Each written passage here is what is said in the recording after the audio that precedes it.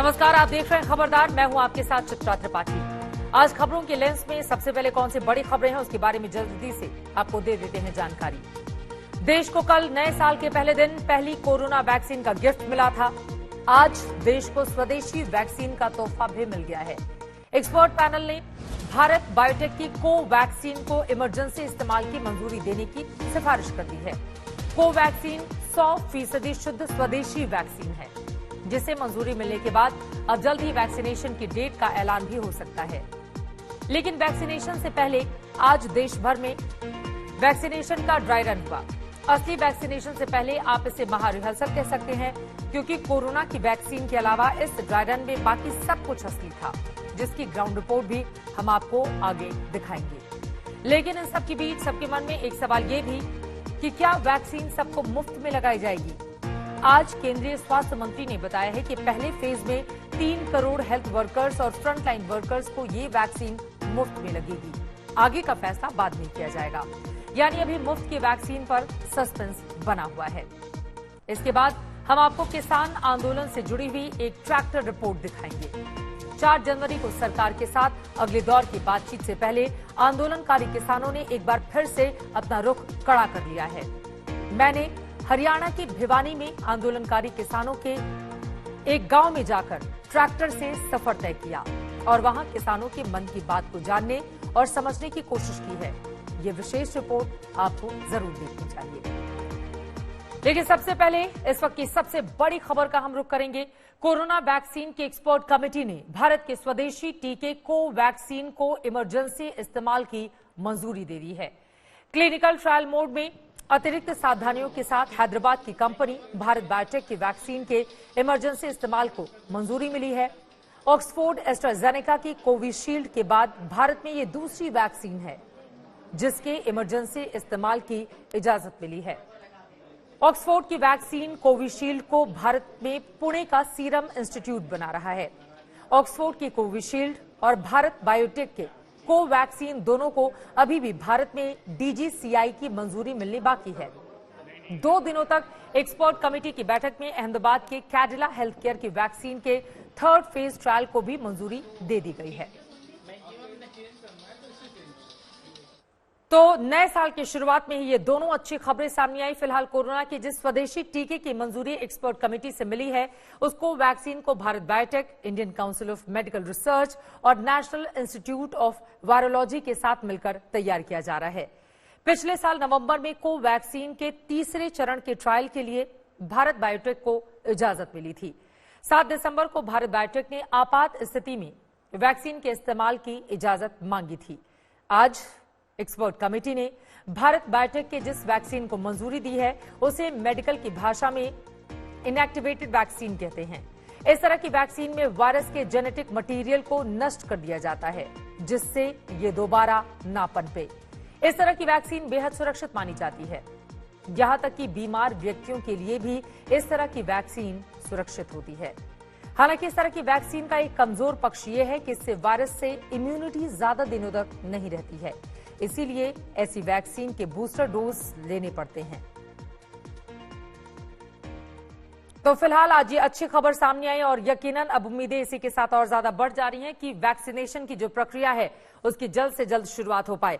इस खबर पर लगातार मिलन शर्मा हमारी सहयोगी नजर बनाई हुई थी। मिलन, अब जब ये खबर सामने आ चुकी है, देश में एक अलग ही तरह की खुशी का माहौल और जश्न देखा जा रहा है। पहले और दूसरे दिन दोनों ही दिन गुड न्यूज सामने आई। आधिकारिक ऐलान इसका कब किया जाएगा और इसको लेकर अब आगे सरकार कैसे बढ़ेगी, वैक्सीनेशन की प्रक्रिया शुरू कब की जाएगी, विस्तार से मैं चाहूंगी इस वैक्सीन के बारे में भी पहले आप जानकारी दें।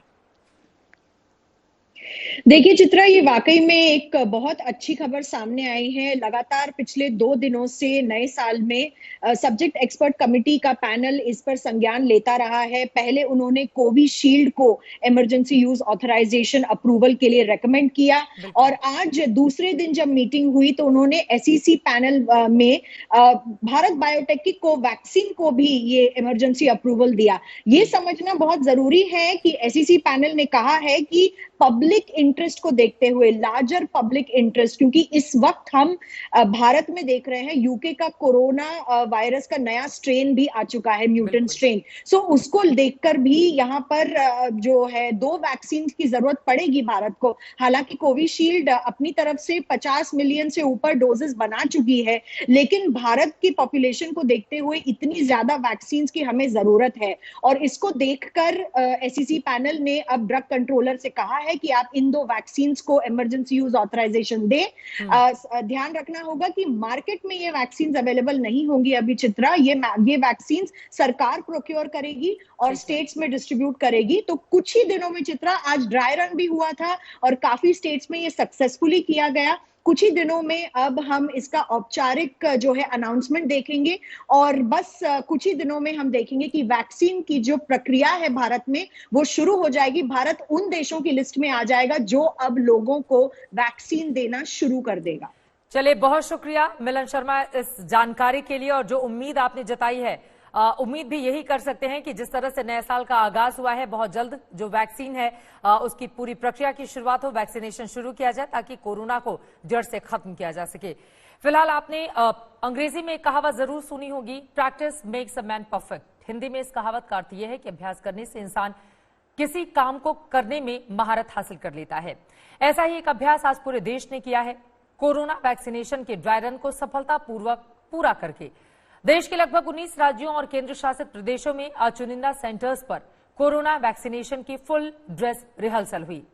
ये ड्राई रन सभी राज्यों की राजधानियों के अलावा प्रमुख बड़े शहरों में भी किया गया, जिसमें कोरोना वैक्सीनेशन की तैयारियों को परखा गया, जिनमें वैक्सीन के ट्रांसपोर्टेशन से लेकर स्टोरेज और लोगों को वैक्सीन लगाने की ठीक वैसी ही प्रक्रिया अपनाई गई जो प्रक्रिया असली वैक्सीनेशन के लिए तय की गई है।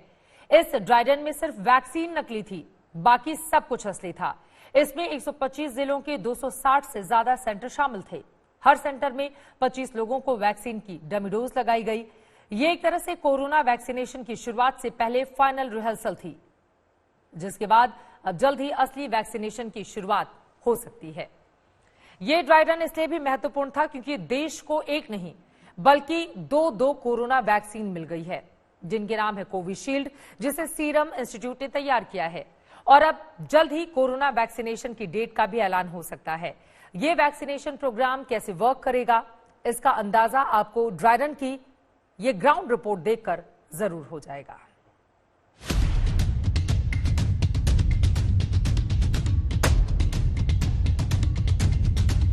वैक्सीन के आने से पहले पूरे देश में ड्राई रन किया जा रहा है। आप देख सकते हैं इस तरह से वॉलंटियर्स बैठाए गए हैं। इस डेस्क पर आने के बाद आपको यहाँ रजिस्ट्रेशन प्रोसेस किया जाएगा। इसके बाद आपको यहाँ से वैक्सीनेशन ऑफिसर 2 यहाँ डायरेक्ट करेंगे। स्कूल को कोविड वैक्सीनेशन सेंटर में तब्दील कर दिया गया है। ये यहाँ पर वैक्सीनेशन रूम बनाया गया है और ये पूरा वार्ड यहाँ पर बिल्कुल पूरी तरीके से तैयार है। सभी राज्य और केंद्र शासित प्रदेश के 125 जिलों के 260 सेंटर्स पर ये कोरोना के खिलाफ फाइनल वॉर प्रैक्टिस की तस्वीरें हैं।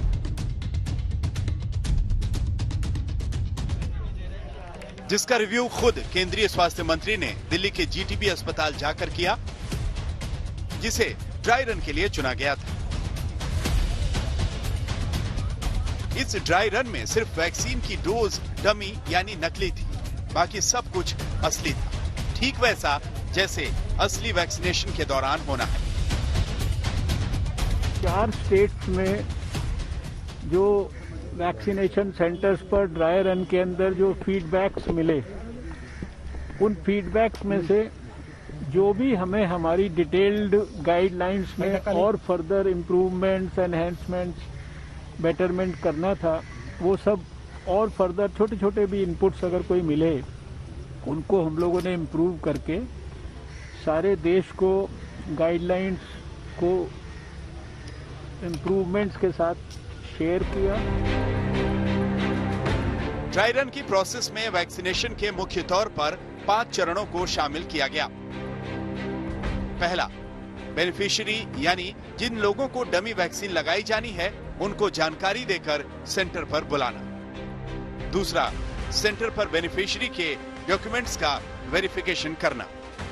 तीसरा, वैक्सीनेशन की मॉक ड्रिल यानी डमी वैक्सीन लगाना। चौथा, वैक्सीनेशन की जानकारी ऑनलाइन अपलोड करना। और पांचवा, वैक्सीन देने के बाद बेनिफिशियरी का ऑब्जर्वेशन। हम आपको अब तस्वीर दिखा रहे हैं। ये देखिए, हेल्थ केयर वर्कर यहाँ पहुंच चुके हैं वैक्सीन लगवाने के लिए। और क्या प्रक्रिया है यहाँ पर हम देख लेते हैं। ये जैसे ही यहाँ पहुंची, ये देखिए, हम उनकी बातचीत आपको सुनाते हैं। नाम क्या था आपका? विनीता।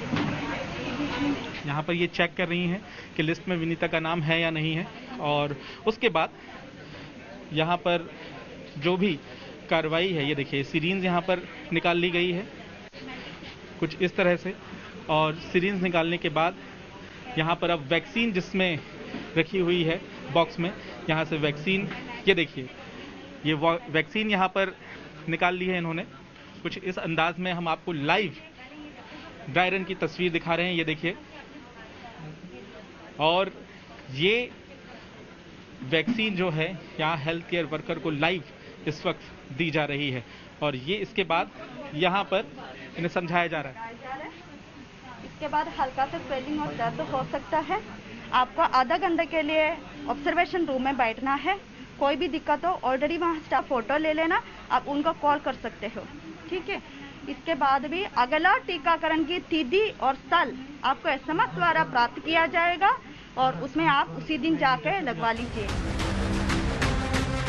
दिल्ली में 3 जगह, उत्तर प्रदेश की राजधानी लखनऊ में 6 जगह, बिहार में पटना, बेतिया और जमुई में 3 जगह, जम्मू कश्मीर के 3 जिलों में 9 जगह, मध्य प्रदेश के भोपाल में 3 सेंटर्स पर, महाराष्ट्र के 4 शहरों में 3-3 सेंटर्स पर और राजस्थान के जयपुर समेत 7 जिलों में ये ड्राई रन आयोजित किया गया, जिसका मकसद था असली वैक्सीनेशन से पहले जरूरी इंतजामों को परखना और असली वैक्सीनेशन के दौरान आने वाली संभावित कमियों को पहचान कर दूर करना। डॉक्टर तिवारी, आप पहले बेनिफिशियरी हम दिखा दें, आपका कार्ड आपके पास में। इन्होंने अभी पहला इनका टोकन था ड्राई रन में, इनको यहाँ पे पहले बेनिफिशियरी है, इनका कार्ड बनाया गया है और इस तरीके से ही कुल 25 जो लोग हैं उनको यहाँ पे आज इस ड्राई रन के तहत जोड़ा गया है। एक और मैं आपसे सवाल करना चाहता हूँ कि जिस तरीके से हम बात कर रहे हैं ड्राई रन की, तो कितनी आपको लगता है इसकी जरूरत है? और अब जब ये टीकाकरण शुरू होगा तो क्या क्या चैलेंजेस आएंगे? देखिए, ये आज जो ड्राई रन था, इसका मकसद यही था कि जो चैलेंजेस आते उस दिन एक्चुअल में वो प्रिवेंट हो सकें। जैसे कि सबसे इम्पोर्टेंट है कि कम टाइम में ज्यादा लोगों को वैक्सीन लग पाए, एक। दूसरा, वैक्सीन वेस्टेज ना हो, क्योंकि अगर वो हम उसको प्रॉपर तरीके से यूज नहीं करेंगे तो वैक्सीन वेस्टेज होगी। ड्राई रन में जिन लोगों को डमी वैक्सीन लगाई गई वो सभी हेल्थ वर्कर्स ही थे, जिन्हें वैक्सीनेशन प्रोग्राम के पहले फेज में सबसे पहले वैक्सीन दी जाएगी। ड्राई रन के दौरान हर सेंटर पर 25 लोगों को डमी वैक्सीन दी गई। पूरे प्रोसेस के लिए हर सेंटर पर 3 कमरे बनाए गए थे। पहला कमरा बेनिफिशियरी की वेटिंग के लिए था, जहां उनकी पूरी जानकारी का डेमो मिलान हुआ। दूसरे कमरे में वैक्सीन रखी गई थी, वहीं वैक्सीन देने का ट्रायल हुआ। और फिर तीसरे कमरे में वैक्सीन लगवाने वाले को 30 मिनट रखा गया ताकि उसे कोई परेशानी होने पर इलाज दिया जा सके। और इस तरह देश के हर वैक्सीन सेंटर पर ड्राई रन को पूरा किया गया। यहाँ पर जयपुर में जेके लोन अस्पताल में कोविड-19 का टीकाकरण केंद्र बनाया गया है, जहाँ पर ड्राई रन किया जा रहा है। देश के अन्य हिस्सों के साथ साथ जयपुर में भी भारत सरकार गाइडलाइन के अकॉर्डिंग हम ड्राई रन चला रहे हैं। जयपुर में 6 जगह पर हमारा ड्राई रन चल रहा है। ये आपने गोल बना रखा है खड़ा होने के लिए। ये लोगों को हमने, जो हमारे वॉलंटियर जो भी आएंगे इसके, जिनको वैक्सीन किया जाना है, उन लोगों के लिए डिस्टेंस दूरी करने के लिए हमने यहाँ पे गोले बनाए हुए हैं। इस वक्त हम पटना के फुलवारी शरीफ में सामुदायिक स्वास्थ्य केंद्र पर मौजूद है, जहाँ पर आज कोरोना वैक्सीन का ड्राई रन चल रहा है। और जो कुछ लोग हैं, जो आशा कर्मी हैं, जो स्वास्थ्य कर्मी हैं, वो यहाँ पहुंचे हुए हैं, जिनका नाम रजिस्टर कराया गया है इस ड्राई रन के लिए। आज हुआ ड्राई रन इसलिए भी महत्वपूर्ण है क्योंकि भारत को अपनी पहली कोरोना वैक्सीन मिल चुकी है और अब किसी भी वक्त असली वैक्सीन के साथ कोरोना के खिलाफ फुल एंड फाइनल रण की शुरुआत हो सकती है, जिसकी तैयारियों के टेस्ट में देश अच्छे नंबरों से पास हुआ। आज तक ब्यूरो। अब आप सोच रहे होंगे कि ड्राई रन तो हो गया, अब आगे क्या होगा? तो आपको इसके बारे में भी जल्दी से बता देते हैं। ड्राई रन को लेकर हर सेंटर से एक रिपोर्ट तैयार की गई है, जिसका रिव्यू स्टेट लेवल पर बनी टास्क फोर्स करेगी। ये रिव्यू रिपोर्ट केंद्रीय स्वास्थ्य मंत्रालय को भेजी जाएगी। स्टेट लेवल पर बनी टास्क फोर्स रिपोर्ट रिव्यू करेंगी। हम आपको पूरी प्रक्रिया बता रहे हैं कि ड्राई रन के बाद आगे क्या होगा। रिव्यू रिपोर्ट केंद्रीय स्वास्थ्य मंत्रालय को इसके बाद भेजी जाएगी। रिपोर्ट के आधार पर जरूरत हुई तो वैक्सीनेशन प्रोग्राम के प्लान में बदलाव किया जाएगा और अगर सब कुछ ठीक रहा तो मौजूदा प्लान के हिसाब से वैक्सीनेशन प्लान फाइनल होगा। यानी कोरोना के खिलाफ फाइनल जंग से पहले भारत ने अपनी तैयारियों को परखा है। अब अगला लक्ष्य वैक्सीनेशन प्रोग्राम को लॉन्च करना है, जिसकी तैयारी भी लगभग फाइनल हो चुकी है। अब हम आपको दिल्ली के उस वैक्सीनेशन सेंटर में लेकर चलते हैं जहां वैक्सीन आने के बाद वैक्सीनेशन अभियान की शुरुआत होनी है। वहां की तैयारियों का जायजा लिया है मेरी सहयोगी श्वेता सिंह ने। देखिए, एक तरफ समूचे देश में ड्राई रन्स चल रहे हैं वैक्सीनेशन के लिए और दूसरी तरफ दिल्ली में जो वैक्सीन सेंटर है उसमें कोविड-19 के पहले वैक्सीन सेंटर का यहां पर उद्घाटन हुआ। ये दक्षिण दिल्ली के श्रीनिवासपुरी स्थित मैटरनिटी होम हुआ करता है, लेकिन अब ये अपना किरदार बदल रहा है कुछ उसी तरीके से जिस तरीके से कोरोना के समय में सारे लोगों ने अपना किरदार बदला है, वैसे ही। तो इस बदले हुए किरदार के साथ क्या अलग होने वाला है वो तस्वीरें हम आपको दिखाते हैं। ये सबसे पहली जगह होगी जहां पर कोई भी व्यक्ति जिसे वैक्सीन लगना है वो आएगा। यहां पर कुर्सियां लगी हुई हैं। एक सत्र में, एक दिन के भीतर, एक दिन में जब वैक्सीनेशन होनी है तो लगभग 100 लोग यहां पर आने वाले हैं और अपनी बारी के हिसाब से आएंगे, यहां पर इंतजार करेंगे। यहां पर उनकी सारी डिटेल्स जो कि पहले से मौजूद रहेंगी वो क्रॉस वेरीफाई होंगी। उसके बाद यहां पर भीतर दाखिल होंगे वो। ये वेटिंग एरिया है, यहां पर भी कुर्सियों का प्रावधान है। हालांकि इतनी बड़ी संख्या में लोग एक समय में नहीं रहेंगे यहां पर और इसीलिए सोशल डिस्टेंसिंग के हिसाब से अगर आप जमीन पे भी देखें तो पूरी तरीके से वो चिन्ह यहां पर लगाए जा चुके हैं। सारी तैयारियां हैं। यहां पर जो आगे आपको दूसरा काउंटर दिखता है, काउंटर नंबर 2, यहां कोविन ऐप के जरिए मिलान होगा बाकी चीजों का। कोविन ऐप के भी ड्राई रन्स चल रहे हैं, उसकी भी रिहर्सल चल रही है। और इसके साथ इसके पीछे वाला जो कमरा आप देख रहे हैं जो नंबर 3 के साथ चिन्हित है, वहां पर वैक्सीन रखी रहेगी। जो वैक्सीन है वो आइसलाइन रेफ्रिजरेटर्स में रहेगी, जो पीछे आप एक देख रहे हैं, और साथ ही और भी ILRs का प्रावधान यहां पर किया जा रहा है। इसी कक्ष में वैक्सीनेशन होगा लोगों का। वैक्सीन लगने के बाद ऐसा नहीं है कि वो सीधा यहां से जा सकते हैं, क्योंकि एंट्री का ये रास्ता था और एग्जिट के लिए उन्हें अब इस ओर आना पड़ेगा। यहां पर एक और वेटिंग एरिया है। यहां का जो वेटिंग एरिया है, यहां पर भी आप देखिए, यहां पर किसी को भी वैक्सीन लगेगा लगभग आधे घंटे के लिए उसे यहां पर रखा जाएगा, मॉनिटर किया जाएगा उसे पूरी तरीके से। ऑब्जर्वेशन एरिया है ये, ऑब्जर्व किया जाएगा उस पेशेंट को कि कहीं कुछ साइड इफेक्ट्स तो नहीं आ रहे हैं उसके। और उसके बाद इसी रास्ते से होते हुए, इसी रास्ते से आगे होते हुए वो निकलेंगे, क्योंकि कोशिश यहां पर यह की जा रही है कि किसी भी तरीके से आने वाला पेशेंट और जाने वाले पेशेंट के बीच में कोई टकराव ना हो, तो दूसरे रास्ते से वो आगे आकर निकल जाएंगे। एक एक चीज का ख्याल रखा गया है। वैक्सीन को अप्रूवल मिलने से पहले से हर जगह देखिए, ड्राई रन तो 4 शहरों में हुए केवल, और अब ड्राई रन पूरे देश में हो रहे हैं। लेकिन ये जो छोटे छोटे सेंटर्स हैं, दिल्ली में कुल 665 केंद्रों को अभी चिन्हित किया गया है। कोशिश की जा रही है कि लगभग 1000 ऐसी जगह हो ताकि बहुत तेज रफ्तार से वैक्सीनेशन हो सके। तो उस तरीके से सबको चिन्हित करके रखा गया है और तैयारियां पूरी हैं। यहां पर किसी से भी पूछिए, वो कहते हैं कि हमारी तैयारी पूरी है, बस वैक्सीन आने की देरी है। कैमरा पर्सन सैयद मोहसिन के साथ श्वेता सिंह, दिल्ली आज तक। खबरदार। ब्रेक से पहले हमने आपको दिखाया किस तरह से ड्राई रन पूरा हो चुका है। देश को वैक्सीन भी मिल गई है, बस वैक्सीनेशन शुरू करने की डेट का ऐलान होना बाकी है और वो भी जल्द ही हो जाएगा। लेकिन हर कोई एक सवाल का जवाब जानना चाहता है, क्या वैक्सीन फ्री में लगेगी या इसके लिए पैसे देने होंगे? इस सवाल का जवाब खुद केंद्रीय स्वास्थ्य मंत्री डॉक्टर हर्षवर्धन ने दिया है। उन्होंने बताया है कि पहले फेज में 3 करोड़ लोगों को वैक्सीन फ्री में दी जाएगी। इनमें 1 करोड़ स्वास्थ्य कर्मी और 2 करोड़ फ्रंटलाइन वर्कर शामिल हैं। बाकी प्राथमिकता सूची में शामिल 27 करोड़ लोगों को वैक्सीन फ्री में दी जाएगी या नहीं, इसका फैसला जुलाई में किया जाएगा। यानी पूरे देश को वैक्सीन फ्री में लगेगी या नहीं, इस पर स्थिति अभी स्पष्ट नहीं है। लेकिन अगर वैक्सीन फ्री में नहीं मिलेगी तो उसकी कीमत क्या होगी, इस सवाल को लेकर अब एक बार फिर से अफवाहें तेज हो गई हैं। लेकिन ऐसी अफवाहों से बचिए। हमारी ये रिपोर्ट देखिए। वैक्सीन की कीमत को लेकर इसमें वो तमाम जानकारियां हैं जो आपको कहीं और नहीं मिलेंगी।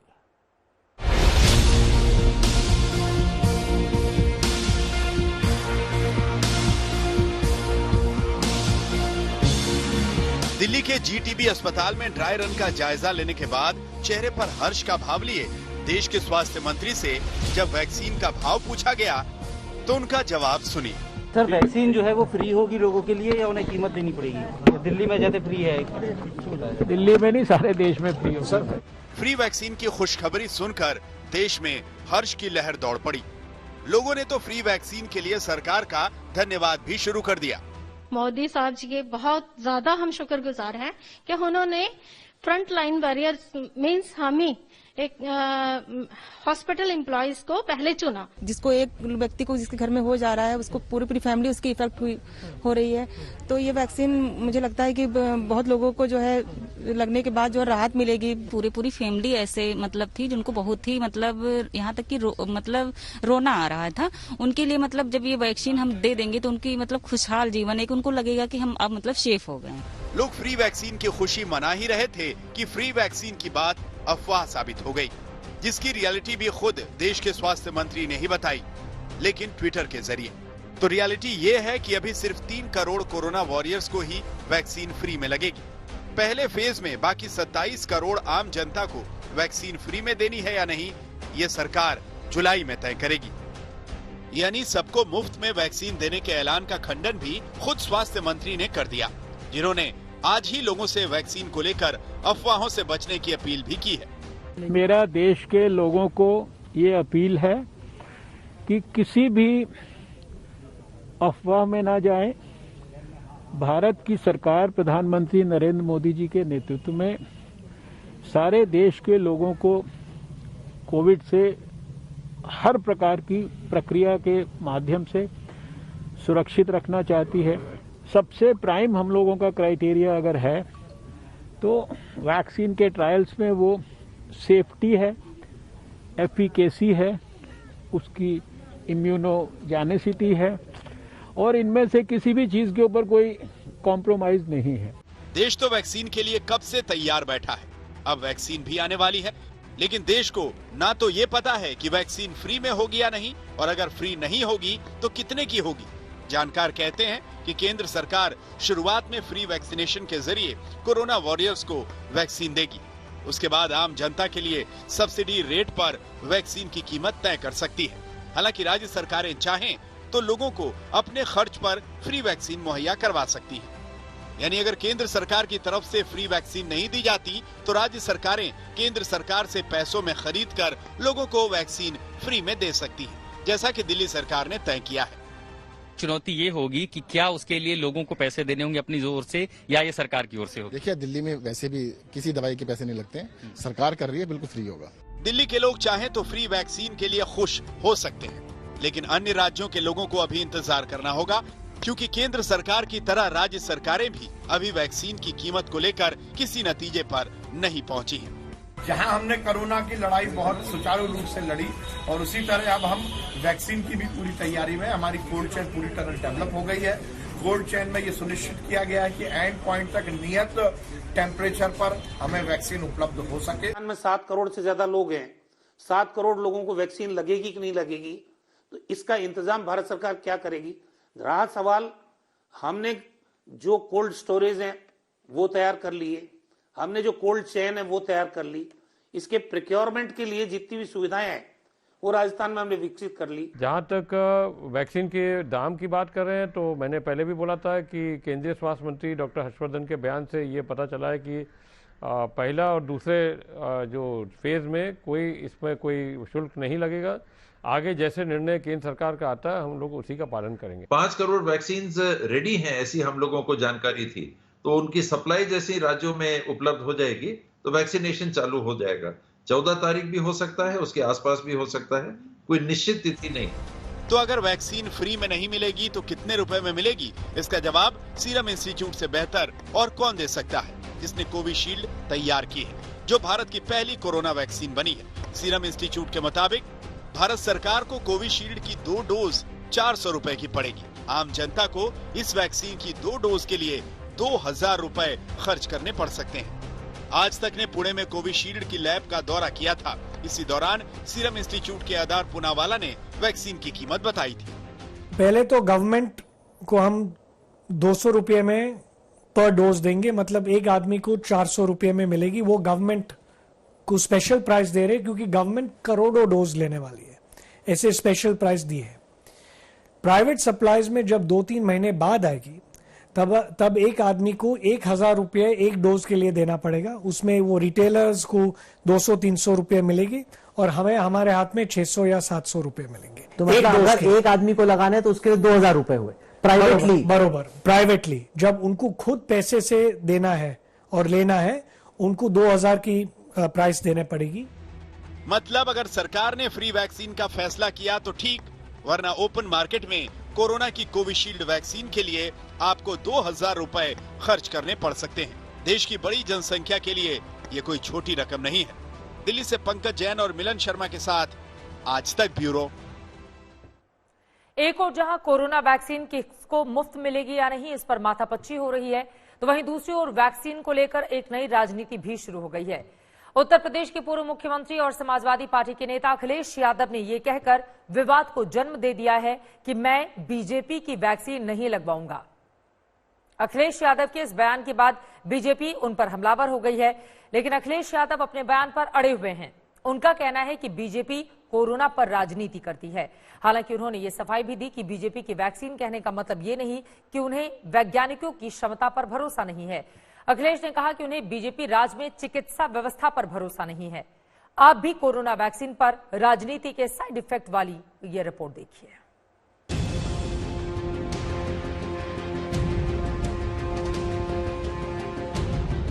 देखिए, मैं तो नहीं लगवाऊंगा अभी वैक्सीन, मैंने अपनी बात कह दी। वाह साहब, हम सभी तो यही जानते थे कि कोरोना की वैक्सीन को दुनिया की बड़ी बड़ी दवा कंपनियां बना रही हैं।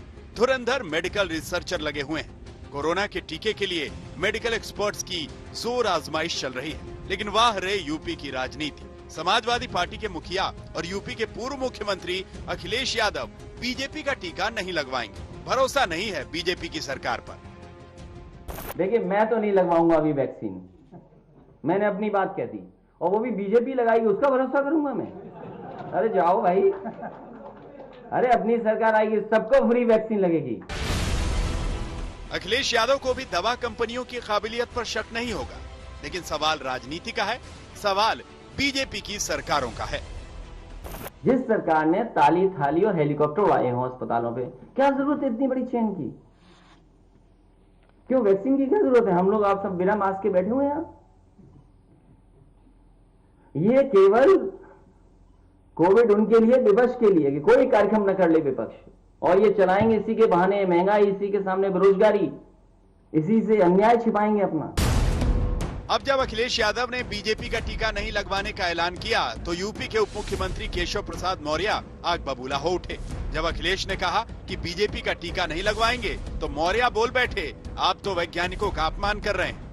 देश के उन वैज्ञानिकों का, उन डॉक्टरों का, जिन्होंने दिन रात परिश्रम करके इस वैक्सीन को तैयार किया है, जिसे लेने के लिए पूरी दुनिया और पूरा देश लगातार प्रतीक्षा कर रहा था, और आपने वह लगाने से मना करके वह भी उसका सार्वजनिक बयान दे करके जो किया है, वह निश्चित तौर से यह सबका अपमान है, और आपसे मैं अपेक्षा करूंगा कि इसके लिए आप माफी मांगे।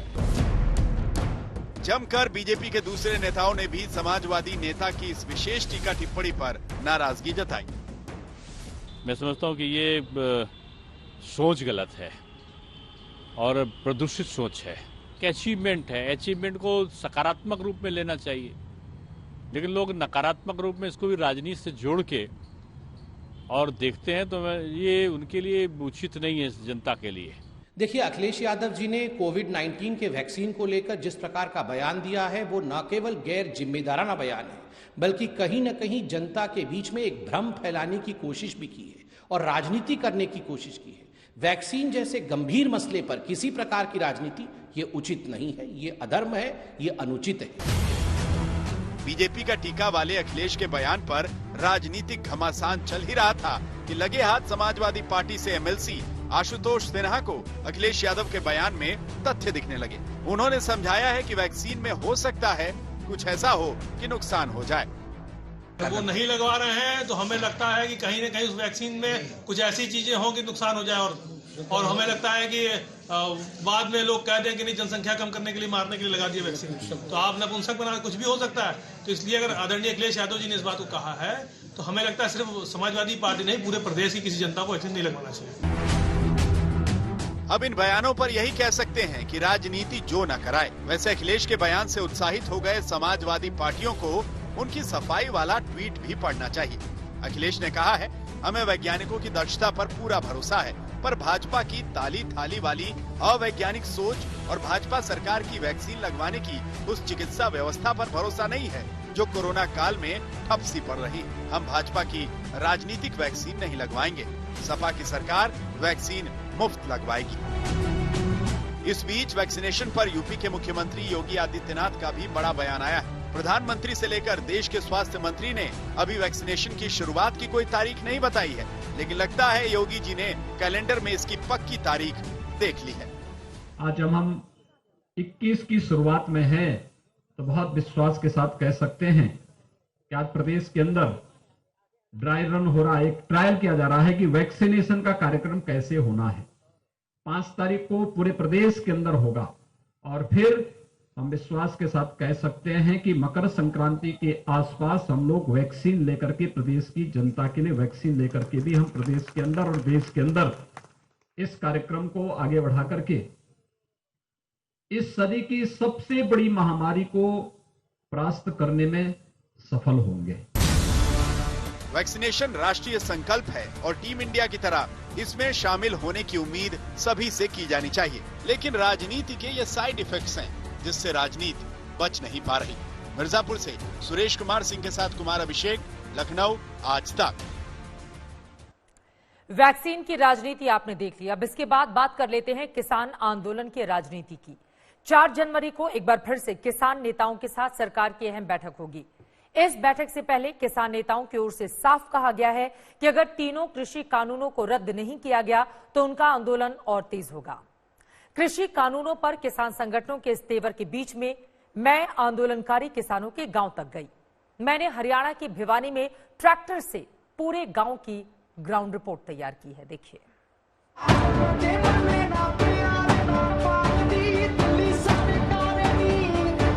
दिल्ली के सिंघू बॉर्डर पर जमे किसानों की आवाज आज तक पर आपने कई बार सुनी, लेकिन उनके जो अपने दूर गांवों में बैठे हैं उनके लेंस से किसान आंदोलन को समझने के लिए आज तक संवाददाता चित्रा त्रिपाठी दिल्ली से लगभग 100 किलोमीटर दूर हरियाणा के भिवानी पहुंची।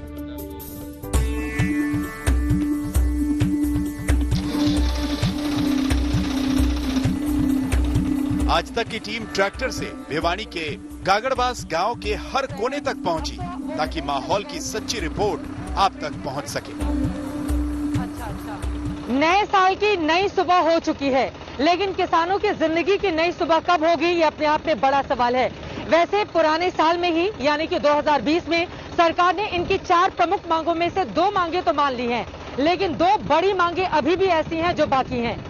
इसी बात को समझने के लिए कि नए साल में आखिर वो कौन सी तारीख होगी जब इन तमाम किसानों का आंदोलन खत्म हो जाएगा, हरियाणा के गांव में हम आ चुके हैं और यहाँ पर तमाम किसान भाई मेरे साथ आपको दिखाई दे रहे हैं जिनके परिजन लगातार दिल्ली बॉर्डर पर टिके रहकर सरकार को परेशान करने का काम कर रहे हैं और ये कह रहे हैं कि हमारी मांगे मानिए वरना हम यहाँ से आंदोलन खत्म नहीं करने वाले हैं। किसान आंदोलन के बीते 1 महीने से अधिक वक्त में सरकार ने किसानों को कृषि कानून पर मनाने के लिए कई कोशिशें की है। सरकार कानूनों में बदलाव को तैयार है, लेकिन आंदोलनकारियों को कानून वापसी से कम कुछ भी मंजूर नहीं।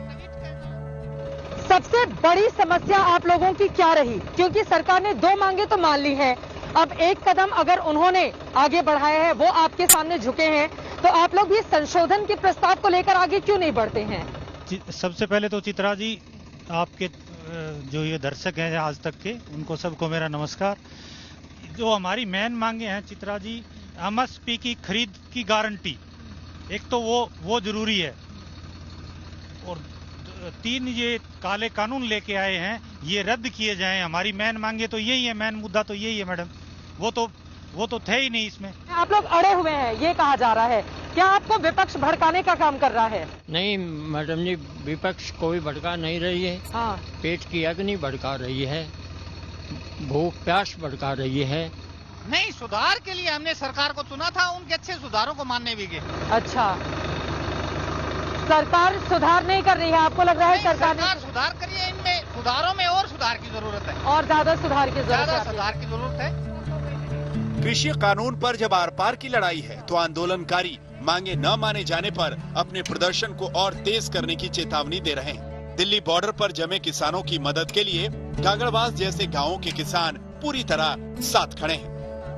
कंट्रीब्यूट भी करते हैं जो आंदोलन में किसान शामिल हैं, ताकि उनके खाने पीने की दिक्कत ना हो और राशन पानी पहुंचाया जा सके। हमारे यहाँ पे मैडम जैसे दूध है किसान के घर से, आटा है, दाल है, और सर्दी में सबसे ज्यादा दिक्कत होती है टेम्परेचर की, उसके लिए लकड़ियां हैं। अच्छा। हमारे यहाँ से उसमें ट्रैक्टर में पिकअप डालना में इनमें ये सब डाल के कंटिन्यू गांव वाइज दिल्ली बॉर्डर तक पहुँचाते हैं। अच्छा, हाँ, संयुक्त रूप से सारा सामान सब कुछ इकट्ठा करके गाँव से वहाँ तक पहुँचाते हैं। गर्म वस्त्र वगैरह भी उनसे खरीद के वो भी पहुँचाते हैं वहाँ, वो भी पहुँचाते हैं। अगर बात नहीं बनती है, लंबा चलेगा आंदोलन, तो कैसे आपूर्ति होती रहेगी? उसके लिए सब तैयार हैं, सब लोग तैयार हैं, पूरे अमले के साथ अपने। किसानों की राय बटी तो नहीं है कि मतलब आधे किसान कुछ और बोल रहे हैं, आधे किसान नहीं, सब एक है जी। किसान आज इतना आंदोलित क्यों है, ये सवाल सिस्टम को समझना होगा, भले कृषि कानूनों पर उनकी जो भी राय हो। भिवानी के गागड़वास गांव के किसानों ने आज तक के सामने अपनी परेशानियां खुलकर रखी। किस चीज की सबसे ज्यादा जरूरत लगती है? हमारे यहाँ किसानों को सबसे ज्यादा, अब जैसे ये कृषि मंत्री का एरिया होते हुए भी यूरिया की दिक्कत अभी भी हमें आधार कार्ड पे लेके आनी पड़ती है, 5-5 कट्टे। अच्छा। हाँ, किसान का उसमें रोजाना का परिवहन का चार्ज भी बढ़ जाता है, टाइम पे खाद कई बार मिलती भी नहीं।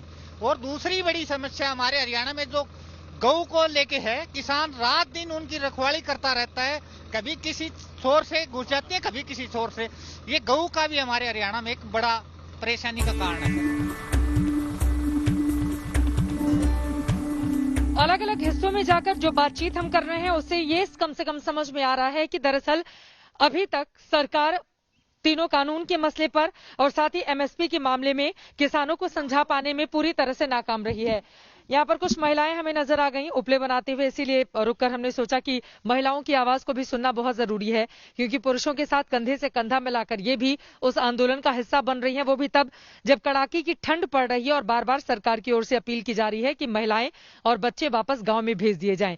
लेकिन ये गाँव की महिलाएं जो यहाँ से सपोर्ट कर रही हैं और कुछ महिलाएं इस वक्त बॉर्डर पर टिकी हुई हैं जो आंदोलन को आगे बढ़ाने का काम कर रही हैं, इन महिलाओं से बातचीत करते हैं। सरकार से क्या मांगे हैं आप लोगों की? हाँ जी, मांगे तो बहुत हैं, पर कोई तो आप ये उपले बना रहे हैं? हाँ जी, कोई ध्यान तो कौन कर रही जी, बहुत दुख पा रहे हम तो यो जमींदार में। अच्छा, कुछ फायदा तो नहीं है? कोई फायदा नहीं दिखाई दे रहा। नहीं जी। यहाँ इस गांव में संवाद के दौरान ये बात साफ निकल कर आई कि मुद्दा सिर्फ 3 कृषि कानूनों का नहीं, बल्कि कृषि प्रधान देश कहे जाने वाले भारत में कृषि की बदहाली का है, किसानों के संकट का है। ये पतीली या देलची जो चूल्हे पर इस वक्त गर्म हो रही है, दरअसल किसानों का मिजाज भी इस वक्त वैसे ही गर्म हो चला है। और साथ ही ये जो हुक्का आप देख रहे हैं, इसकी गुड़गुड़ाहट के साथ ही अपनी दिनचर्या को तो ये लोग आगे बढ़ा रहे हैं, लेकिन एक बात पर ये लोग अडिग हैं, वो है कृषि कानून, जिसको सरकार वापस ले, इससे कम पर मंजूर नहीं है। सरकार के लिए आप लोगों को फायदा पहुंचाने वाला कानून है, आप लोग भी मान नहीं रहे हैं, अडिग हैं। माने हमारे नुकसान होता है इससे जी, फायदा किसका है? सरकार को वापस लेना चाहिए कानून, लेना चाहिए जी। जमींदार तेरा हाल देख के मेरा जीवड़ा रोवे, 5-5 की दिन रात कमावे फिर भी भूखा सोवे। गांव के किसानों की क्या मांग है, क्या डिमांड है, लगातार आप सुन रहे हैं। मोदी सरकार से नाराजगी है और इनका ये कहना है कि जब तक ये तीनों कृषि कानून वापस नहीं लिए जाते, वो लगातार यूं ही अपना प्रदर्शन जारी रखेंगे। वैक्सीनेशन को लेकर ड्राई रन पूरा हो चुका है, वैक्सीन लगाने की प्रक्रिया भी शुरू की जाएगी जल्द से जल्द। लेकिन एक बात जो आपको ध्यान में रखनी है, जब तक दवाई नहीं तब तक कोई भी ढिलाई नहीं, मास्क जरूर पहने और 2 गज की दूरी बनाकर रखें। इसी के साथ खबरदार में आज के लिए बस इतना ही। देश और दुनिया की बाकी खबरों के लिए आप देखते रहिए आज तक।